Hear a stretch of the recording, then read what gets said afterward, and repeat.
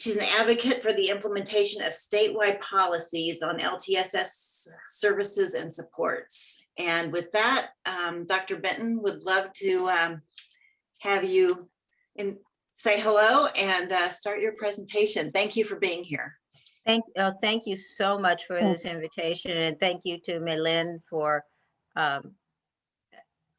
really taking the time to help me craft what we're going to talk about and being able to continue to disseminate information on what I think is one of the most important things that is taking place in California for all generations that are current and for the next 10 years. I call I'd like to think of master plans and any type of plan and recommendations as really, it's an art form that has to come together with a lot of people. And I always think of this Stephen Sondheim song that's called Putting It Together. And so when I think of how plans come together, it really is a part of art, but it takes a lot of people coming together, and the appreciation for each type, the art itself is going to vary depending on how a person views it. So everyone can take a piece of, can look at a painting and like it for different reasons. And that's what a good plan will do, but it all comes together to make a nice piece. So that's why I call this the art of planning. Now let me see. So these are the two, when you are looking for anything related to the master plan for aging, there are two main logos that you'll see, which is the California for All logo and the Together We Engage. So I think sometimes, again, visually, if we know what to look for, I apologize, I'm not the best at screen grab, so it's a little fuzzy. It's not your eyes. Yes, ma'am. But if was your foot good? Oh, okay. It's not, so if you look for things, sometimes you can see a logo and then that will let you know that, okay, this has something to do with the master plan for aging. So either of these logos, if you happen to see them when you're looking at things. Why is a master plan in California important, and why was it developed? Well, obviously, we know that in the United States, but in particular in California, aging is really changing, and it's going to change the face of California. The average age of Californians is going to be the highest life expectancy at 81.9 years. And we know that from the beginning, since the 1950s, Californians are living longer.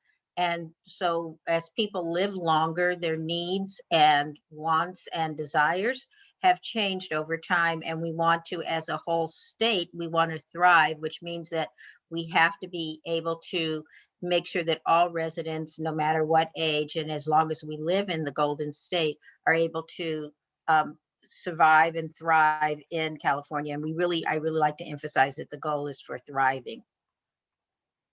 By 2030, Californians 60 and older will be a whole 25% of the population. And that's a significant number compared to, say, even from 2010. So as you can see, we've really had a huge growth in the over 60 population. And I always remember one person saying that right now, childcare is still seen as a key issue, but by 2060, the elder care will be something that will be very important. So all of the policies and things that are maybe having to do with childcare will now need to shift to focus for an older adult population. We also know that another reason that it's important to have this master plan is because the population of our older adult population is people over 60. It's going to be very, very diverse, both by race and ethnicity, diverse in terms of age, and diverse in terms of where people live and how people and family structures. So we're seeing a lot of diversity, and financially, there's going to be a lot of diversity within the older population. And I always, many times we hear people and they say, okay, so there's young adults and then there's teenagers and there's little toddlers. But usually when it gets to older adults, people will say, well, it's just an older adult. But we know that the 60 plus population, the 60-year-old is not the same as the 70-year-old, the 80-year-old, the 90-year-old. And so all of those different cohorts within the older adult population are just as diverse as somebody between the age of 0 and 20. And so we need to be able to address that through having a shared vision and future for how we want to be in California. So the master plan came about through an executive order. And so this is something that was given by Governor Newsom currently, and it gave the order for there to be 2 types of groups that developed this master plan. There's a cabinet level work group that was to advise the secretary in developing the master plan, and the advisors to that work group included the stakeholder advisory committee, of which I was a member. And within that, there was also a research subcommittee and a long-term care subcommittee. The report had 1 year to be done. We were hit somewhere in the middle of that with COVID and the COVID crisis. But because this stakeholder advisory group and all the other work groups were so committed, there was only about a 2-month delay in getting the report and the plan out from when the original date was supposed to be. The plan itself came together because there was a iterative process from the SAG is Stakeholder Advisory Committee, LTSS is Long-Term Care Services and Support Committee, and then the General Work Group. From those groups, the recommendations as they were being formed would go both to the research committees so that they could think of what kind of outputs and how are we going to make sure that we measure the success of the plan and evaluate the plan and keep people accountable. And then the research committee would come back and their reviews and outputs and recommendations would go back to the stakeholder advisory committee. And there were several rounds of refinement for the plan before the final plan was given out, along with what kind of research outputs we would have to keep accountability. This is just to give you a sense of the timeline from the executive order, which was in June of 2019, until the release date in December, which actually turned into January, because here we had the COVID-19, which is marked there at the bottom. But all along, there were just a ton of monthly and sometimes twice monthly meetings that took place between the Long-Term Care Services Committee, the stakeholder advisory process. There were subcommittees developed. And one of the things is the first plan that came out was from the Long-Term Care Services Committee. And that was the first plan. And so that was the first 6-month plan. And then the full plan came out in January. There was also that was not part of the original or executive order, but was developed out of the stakeholder advisory process, was the equity work group. And this really set a overall framework for all of the recommendations and discussions and how things were addressed, is that equity became an important part. Equity, diversity, and inclusion became very important as part of the recommendations.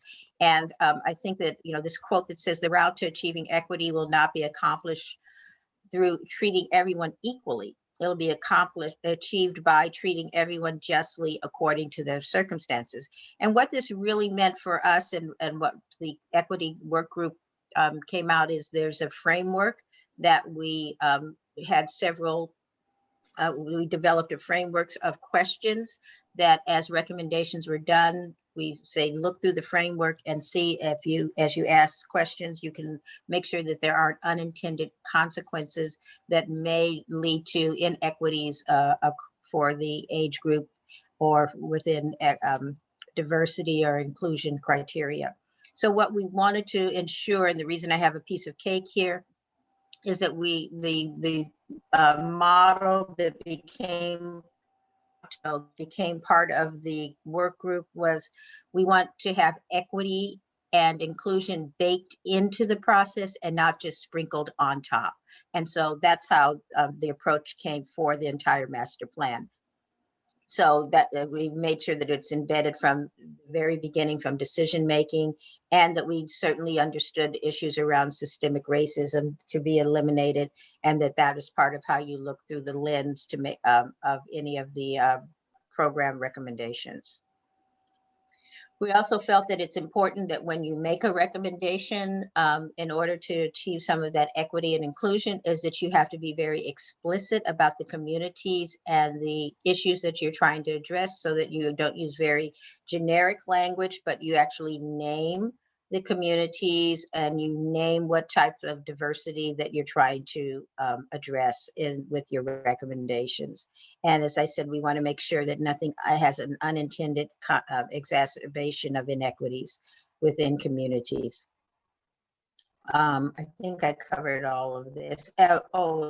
Except to remind everyone that with equity, you also have to look at the issue of intersectionality, so that we know that race, class, gender, and sexual orientation intersect and can create a different set of circumstances, so that the recommendations understand about the intersection for some people along race, class, gender, and sexual orientation, and that recommendations take into account that type of intersection. So overall, there's also the research agenda that particular board looked together to have an advisory consortium. They felt that there should be a university-based research alliance and some kind of data center that keeps track of all of the recommendations and how the evaluations are done. The overall for the advisory consortium, we had stakeholder meetings, we had evaluation plans and data collections, you had guidelines, and finally, the actual final plan came up with a data dashboard. I'm going to skip all of the data action center items so that I can get to the expected outcomes from the recommendations. Is that we wanted to make sure that we're able to evaluate the master plan on aging efforts, and that would be like, what type of bills went through, and then from those bills, what type of community programs and how did those programs create connections. We wanted to be able to look at the state data sources and fill in a lot of the data gaps. Many times there are recommendations within the master plan that actually there's no data there right now. So that means that we have to develop the database so that we can also then look at the accountability and the progress of a particular plan. And we want to make sure that we engage new policymakers and academics who could work together so that we could really have evidence-based policy that's both age, disability, and dementia informed and sensitive. And so overall, the main goal is to improve the quality of life for all aging Californians.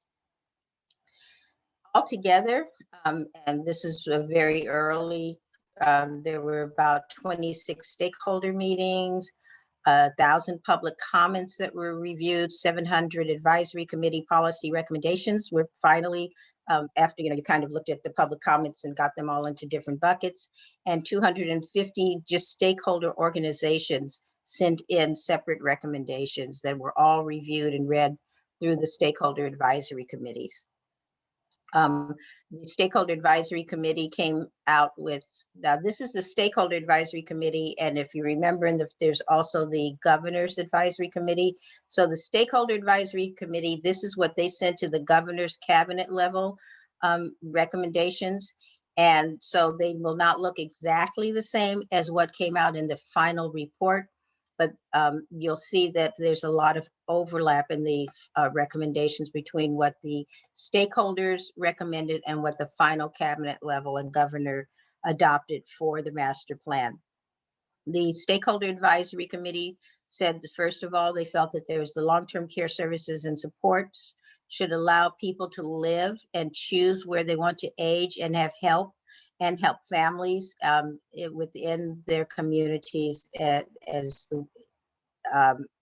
we need to do so. We also felt that livable communities and purpose, we want to be able to live in and be engaged in a community that's age friendly, dementia friendly, and disability friendly. So we felt that that should be an overall goal for within the recommendations and how they all fell out. Health and well-being was another category, and that's allowing people to live in their communities and have access to services and care that optimize health and the quality of life. And finally, there should be some economic security and safety so that you can be safe from abuse, neglect, and exploitation, natural disasters, and emergencies throughout our lives. So part of the overall goal, besides the equity lens, is that we wanted to make sure that all of the recommendations also had a viewpoint of a lifespan viewpoint with an emphasis on the older adults, but it should be also a lifespan viewpoint. So the final plan, which looks like this, is what came out in January of 2021. And it came as the master plan for aging, and they called it having a 5 bold goals for 10 years of the master plan for aging. The 5 bold goals that are to be achieved by the year 2030 is for the master plan. It's a plan for all people, so it has that lifespan approach, and it's for families and friends and co-workers and caregivers of older adults. And the goals, which one of the you'll see one of the main differences will be with goal 4, but housing for all, the healthcare reimagined, inclusion and equity and not social isolation, caregiving that works was pulled out as a separate goal, which was not within the stakeholder advisory committee, and being able to afford aging. So now what does that mean? Those are great goals. What does it mean to have these goals? Well, the 5 bold goals come with 23 separate strategies. And within those strategies, there are actual subgroups of actual recommendations. But to give you some of the examples, like for housing, the strategies are having bills and excuse me, legislation that has to do with more housing options, looking for transportation that goes beyond cars, having community spaces for all ages, and of course, emergency prep and response, and climate friendly aging. So that's fell under all of the things around housing for everyone. Under goal 2, under health reimagined, you wanted to have a nice bridge between what is traditionally healthcare system, so that the healthcare system can be brought into the home and be able to have home care, home-based care as people need it. And of course, the idea that we should have healthcare across our lifespan and be able to access and have affordable healthcare throughout the lifespan. An emphasis on healthy aging, and whatever we can do to emphasize and have programs that help people with being able to access things that will help you age and with healthy aging. Having a geriatric care expansion, so that's the professionals, and making sure that we have enough geriatric people trained in gerontology and geriatrics. A dementia focus, for under healthcare reimagined, making sure that the dementia is understood. And dementia, of course, is that very broad term, that so it's not just Alzheimer's disease, but all any type of cognitive impairment. And reinventing the nursing homes. Goal 3 had to do more with inclusion, equity, and inclusion, equity, and not social isolation. So we want to make sure this is really where the equity goals, besides being baked in other places, but really being very targeted in where you're looking for equity and aging, closing any kind of digital divide. And this, of course, became very apparent during our COVID crisis time, and will continue. There should always be opportunities to work throughout your lifespan, to volunteer and engage across generations, a protection from abuse and neglect and exploitation, and to have some type of leadership in California that helps continue to drive the plan forward. We wanted caregiving that works. Under caregiving, you need to have caregiving both for who are family and friends. So the informal support network needs to be supported. There should be good paid caregiving jobs and creating of jobs, and also have any type of care, virtual care expansion, so that caregivers and family members can have easier access to information online. Finally, under affording aging is we want to end homelessness for older adults. You want some type of income security, and you want to have reduced poverty in this population. As the goals, after you got to the 5 bold goals, each of the goals is led by what they call a state partner. So that means this is the department that's going to be the ones putting forth policies and recommendations and legislation and programs. And so that's your state partner. There's a legislative leader behind each goal, and then there are stakeholder advisory groups that are also helping to move each of the goals forward. So this really helps with the infrastructure and keeping the programs baked in so that these goals don't get dropped. So as you can see, so for example, under housing, you have a state partner with Ramirez, the leader is the legislator, and under stakeholders, you have the, programs like AARP and the Association of State Directors. So the goal for here, and just I'll tell you kind of what happened with this year's budget as I go through the goals. Under the new housing for all options, that means that they really, by 2030, remember this isn't a 1-year plan, it is a 10-year plan. You have millions of new housing options. This year's budget had a lot of things regarding housing, including the rental assistance programs, targeted housing for older adults, looking at overall housing in terms of licensing for assisted living, and looking at different models for assisted living. So there were a lot of housing things that came up for this year's budget that are directly related to the housing for all ages and stages. Under Healthcare Reimagined, that's again being led by the state partner under J.C. Cooper. Arambula is under the legislature, and like CEOs and the health plans are some of the state partners. They are target on looking at the equity gap and increasing life expectancy.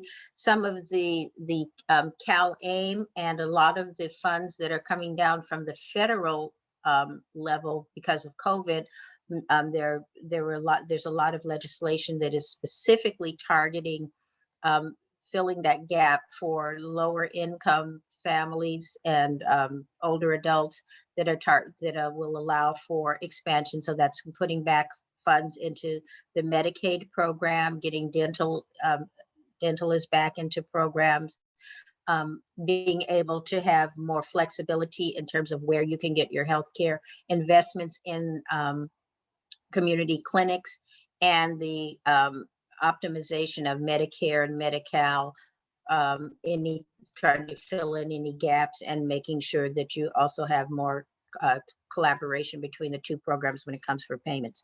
And under this, they're also beginning incubators around looking at long-term care insurance for all Californians, and how that would, doing studies and recommendations that are coming forward to seeing how we can have long-term care services and support and insurance for all Californians. And that's also has been part of the legislation for this year in California. There's inclusion, equity, and not social isolation. Several programs are looking for engagement for volunteering. There's the California program has been putting out grants that are specifically saying to have programs for older adults. There's a significant financial investment in this year's budget for the APS programs, and to help with that, and also replication of programs that help address social isolation and the digital divide.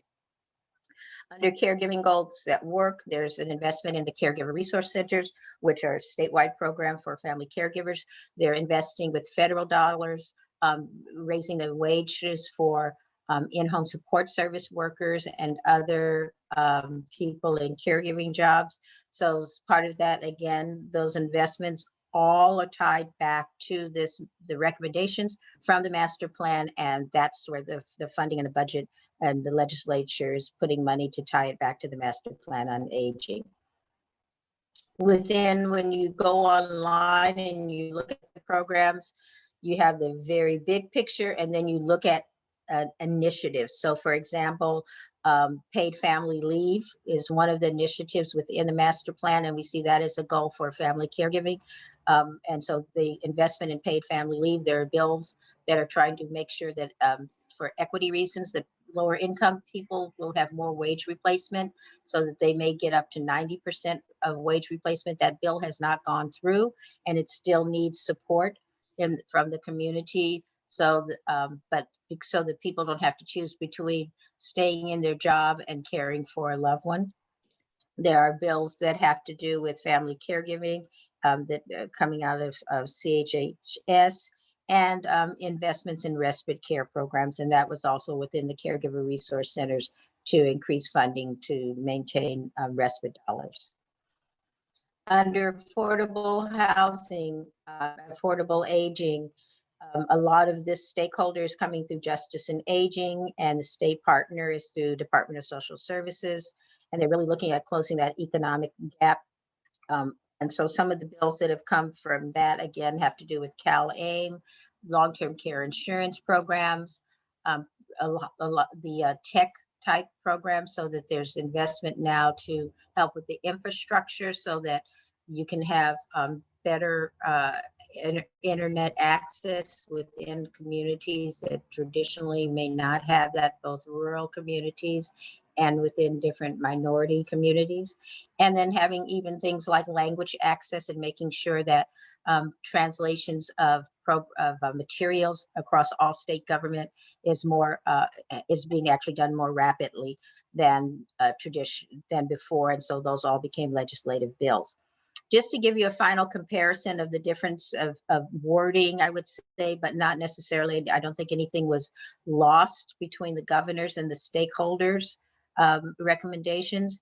The key thing being that there were these 5 recommendations from the governors, the 5 bold goals, and the stakeholders, economic security and safety priorities, were probably a different way of emphasis on long-term care services and supports around fixing the system and having affordable housing. And we had the big bold goal of ending poverty in general.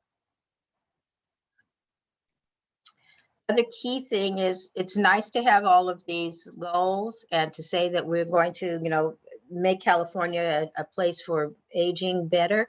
But if you don't measure your progress and you don't hold the legislative process and the programs accountable, we'll never know how we actually did progress. So part of the measuring of the goals is to have that there is a data dashboard for the master plan. All the goals are on the dashboard, and then within the dashboard, there are, right now, the dashboard, some places there's data there because there is statewide data. A lot of things like caregiving that works, we don't have a large database to measure the impact of the legislation that comes out from caregiving. So that means that we still have to add measures. And of course, as I said, this is not a 1-year plan, it's a 10-year plan.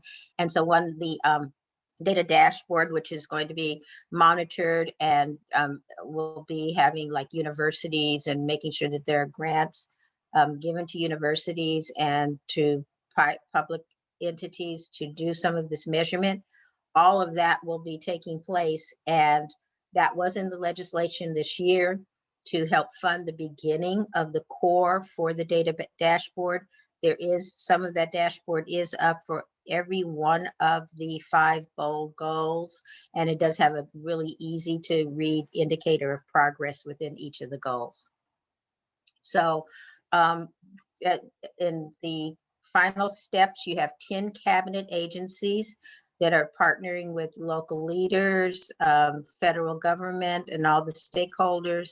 And there are over 100 initiatives within the first 2 years. I would say about 70% of those initiatives probably made it into this year's budget, which is really, really high for California, and it's still moving forward. For us at the local level, besides what's going on at the state, is everything can feed into the master plan. So at the local level, they actually develop what they're calling the local level plan book for aging, and this is your playbook, so that you can look at who are your local leaders, what kind of data do you have for your city, for your organization, and then you can say what master plan initiative you want to, one or more, want to implement. You can build your action plan. How are you going to evaluate it? And then who do you, stay connected so that you can give that information back. I know that for locally, it's very important for cities.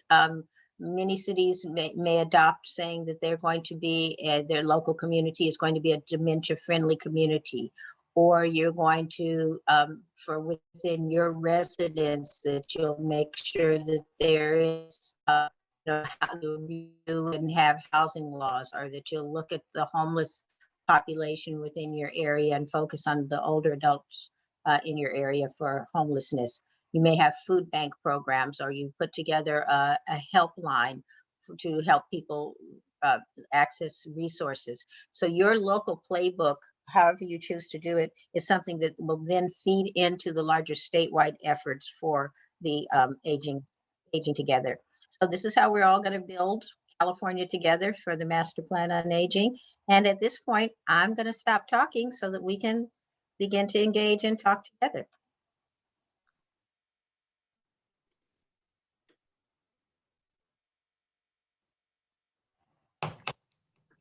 Thank you, Donna.